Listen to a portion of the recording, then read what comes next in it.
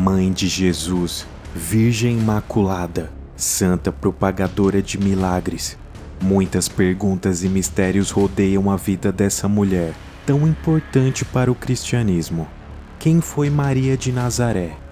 Apesar de ter ficado conhecida como alguém frágil, os evangelhos nos mostram uma pessoa bem diferente do que muitos imaginam ao seu respeito.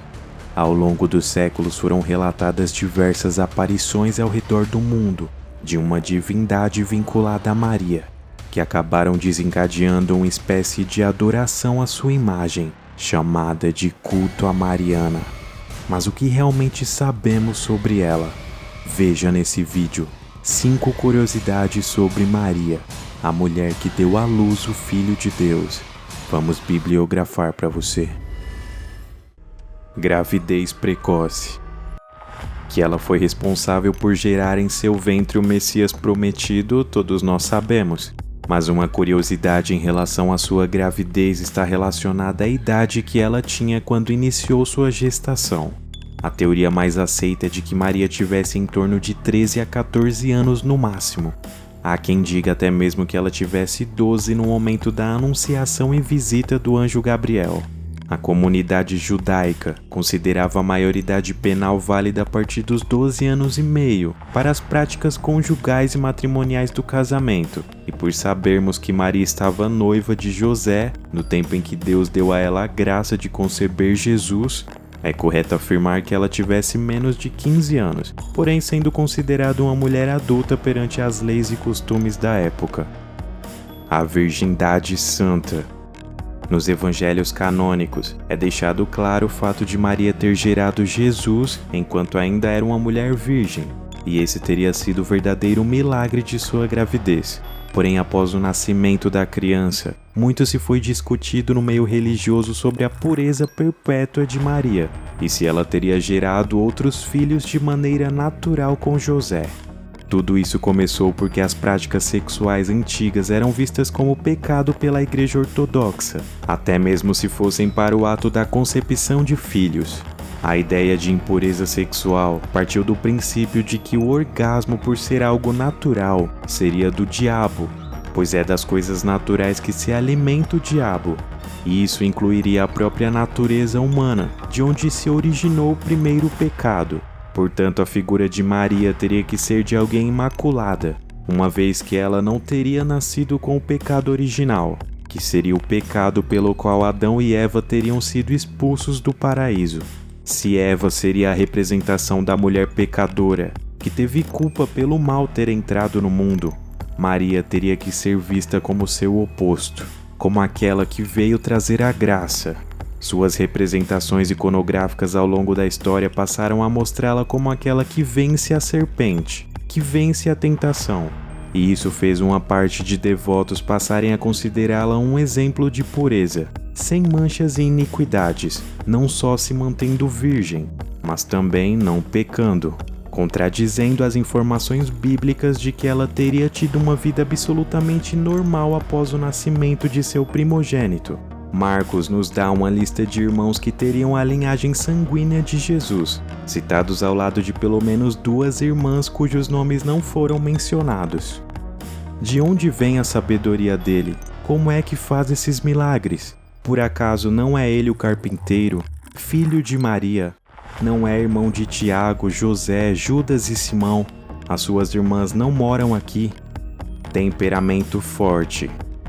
Existe uma arquetipia relacionada à imagem de Maria na cultura ocidental, que a desenha como alguém neutra e extremamente volúvel em sua trajetória. Porém, o mito sobre a sua fragilidade logo perde credibilidade, uma vez que identificamos nos evangelhos episódios de bravura sobre a sua vida, como nos relatos sinóticos de Mateus, Marcos e Lucas, em que após receber notícias sobre Jesus não estar comendo, nem bebendo e nem dormindo atendendo pessoas o dia inteiro, Maria reúne seus outros filhos com o objetivo de ir onde ele estava e o prendê-lo. Uma atitude bastante contraditória em relação à sua suposta fama de passividade. Isso nos revela que sua afetividade pelo filho não era perfeita. Os cuidados maternos de Maria eram conflituosos, de modo que ela teve dificuldade para entender a missão de Jesus. tendo que ser corrigida em várias ocasiões por ele. Também identificamos sua raiz de veemência pelos nomes de seus filhos que nos chamam a atenção. 2 deles poderiam ser referências diretas a líderes revolucionários da época, Judas e Simão Macabeus, nomes históricos de uma tentativa de libertação. Outro deles se chamava Tiago, que é uma variante do nome Jacó no hebraico, e que no grego significa aquele que lutou com Deus, fazendo referência ao episódio de Teofania, em que Jacó lutou com o anjo do Senhor.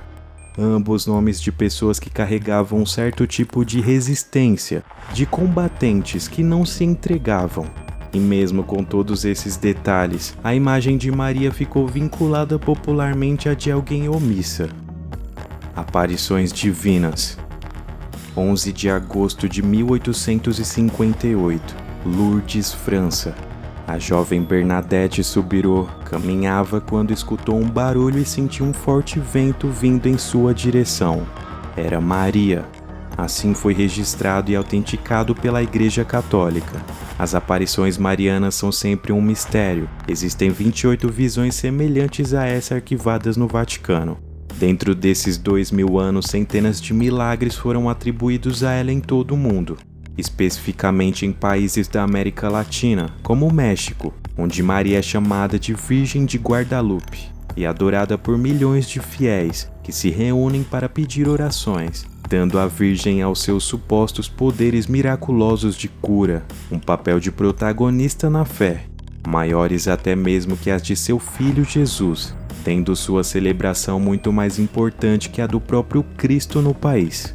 As chamadas crenças pagãs foram introduzidas dentro da Igreja na Idade Média, forçando figuras como a de Maria a serem adaptadas às crenças pré-existentes, já que seus poderes místicos e milagrosos poderiam facilmente serem associados à bruxaria, ameaçando o cristianismo.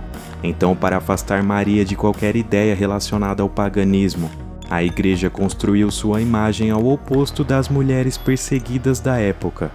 Enquanto muitas delas eram acusadas de práticas imorais, Maria era a virgem que teve um único filho por intermédio divino.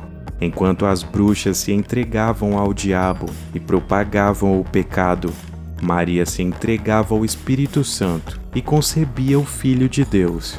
Toda essa construção histórica a tornou digna de adoração, objeto de culto e homenagens litúrgicas por causa de seu próprio nome, que elevaram seu patamar ao pé de igualdade com Deus, sendo que o único mediador entre o Criador e os homens é Cristo. Maria não era uma semideusa, nem uma divindade encarnada, apenas uma mulher e um ser humano pecador que, assim como todos nós, estaria destinada a viver e morrer uma só vez. Ao homem está destinado a morrer uma única vez, e vindo depois disso, o juízo, sua morte. Durante os primeiros anos nada se escreveu sobre o fim de sua vida, e foi somente no 5º século que os primeiros registros do seu desfecho final começaram a circular, tendo pelo menos 3 narrativas distintas e documentadas. 2 delas são aceitas por parte da Igreja Ortodoxa Ocidental e comemoradas no dia 15 de agosto, chamada de Dormição de Maria, que segundo essa crença ela teria sido arrebatada aos céus, com uma porcentagem de adeptos acreditando ter sido após o seu óbito, enquanto outra parcela que teria sido antes e que ela não teria experimentado a morte. Há ainda uma terceira exégese de que após os eventos da crucificação, o apóstolo João a teria levado para Éfeso, no ano 37 d.C., onde Maria teria passado o resto de sua vida em uma casa humilde, feita de pedras, até ter sido sepultada. Atualmente essa casa onde eles teriam vivido na Turquia tornou-se local de peregrinação de cristãos e curiosos do mundo inteiro, que procuram desvendar mistérios de alguém do qual sabemos tão pouco. Sua vida exposta nos evangelhos revelam de muitas maneiras que ela também foi uma pecadora, que precisou da salvação de Deus como todos nós. Maria em seu cântico chamou Deus de meu Salvador, deixando claro que ela mesma reconhecia sua inferioridade, ignorada hoje por causa de dogmas, nos fazendo esquecer o que realmente deveria nos interessar sobre ela, que foi em como seu posicionamento de fé cooperou para os planos sobrenaturais do Criador, fazendo de si mesma aquela que tornou Jesus real, concreto e histórico. Se você gostou desse vídeo e quer continuar recebendo conteúdos iguais a esse semanalmente, inscreva-se no canal e ative o sininho de notificações para não perder nada daqui pra frente. Sua ajuda é valiosa para mantermos essa comunidade ativa.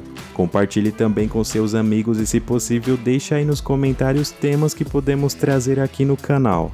Recado tá dado. Eu vou ficando por aqui, mas te espero no próximo vídeo. A todos, tchau!